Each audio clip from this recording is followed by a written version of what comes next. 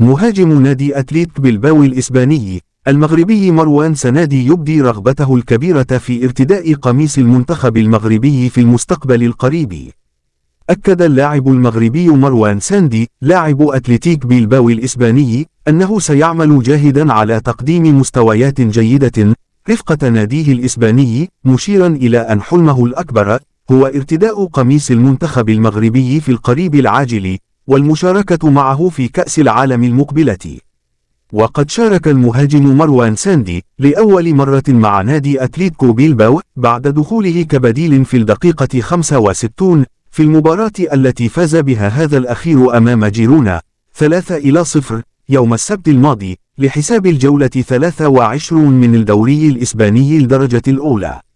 وقال اللاعب المغربي في تصريحات إعلامية بعد نهاية هذه المباراة: أريد أن أمشي خطوة بخطوة وأسير عبر كل المراحل ولن أركز على الباقي، إنني أملك كل الوقت للتطور في المستقبل وأعلم أنه لن يقف في طريقي أي أحد.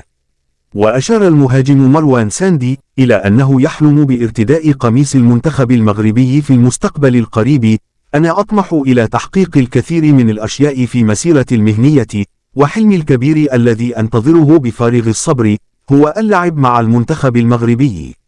يشار إلى أن اللاعب انتقل إلى نادي أتلتيكو بلباو في الانتقالات الشتوية الماضية قادما من نادي ألافيش، ويتوقع له العديد من المتابعين أنه سينجح في الدوري الإسباني مع أتلتيكو بلباو.